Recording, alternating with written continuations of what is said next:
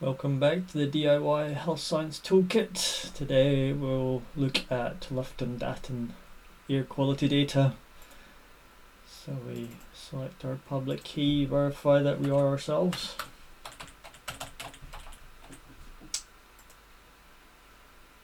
Still on the test data storage network. So we go to the data section, we can see we have these three devices live from the data stores, and we've now got the Luftdaten. So I have already set up, so we have this compute which has observed the Luftdaten data. We've got the two particle sizes and we want it, so just select that. You'll notice how it's pre-filled the active box now. So here we have the Luftdaten story for today. So interesting here. So we have the P 2.5 and P tan. So the simple observation, we need to change the colors of the variables. So the P10 is this higher one here. So it's interesting, why did it spike up there? Another thing is to say that, I've done a scale of 0 to 20. Well, that's because I live in a buoy and there's very little air particles flowing around.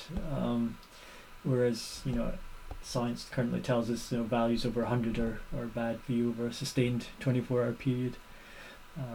So presenting the right scale for the right data set is a challenge, and we're working on the colors and the scaling right now.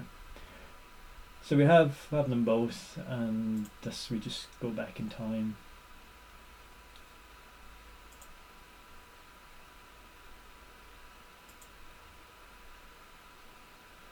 So these are more interesting days. So this is base one. We just want to play back our data and have freedom to chart what we want.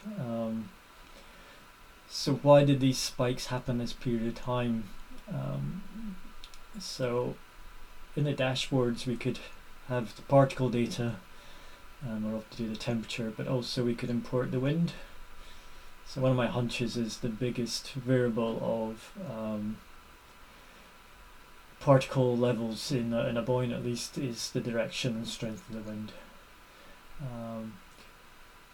Now this is interesting, so we can get the correlations going on that, but what's more interesting is saying there is like subtle variations. So I know my sensor's parked in the garage, so when I park the car I do see these micro blips.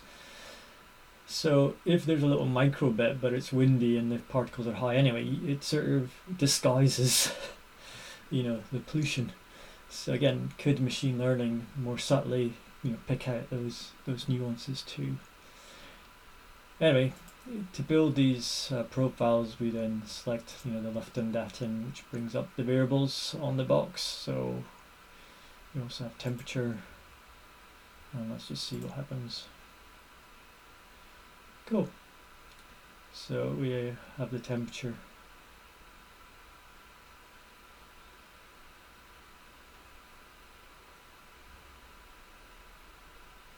We have the past and future, so we'll just show you the same, but the it's an interesting question of predictions, and hopefully we get some of the existing models in the community to plug in there to make that more interesting. And then back in the dashboard we do actually have our air quality, and let's just see what's happening. Okay, so I haven't allocated it to it.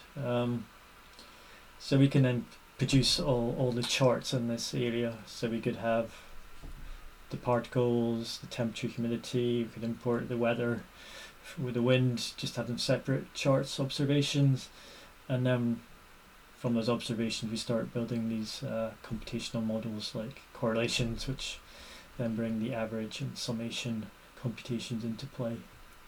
Okay, that's all for now.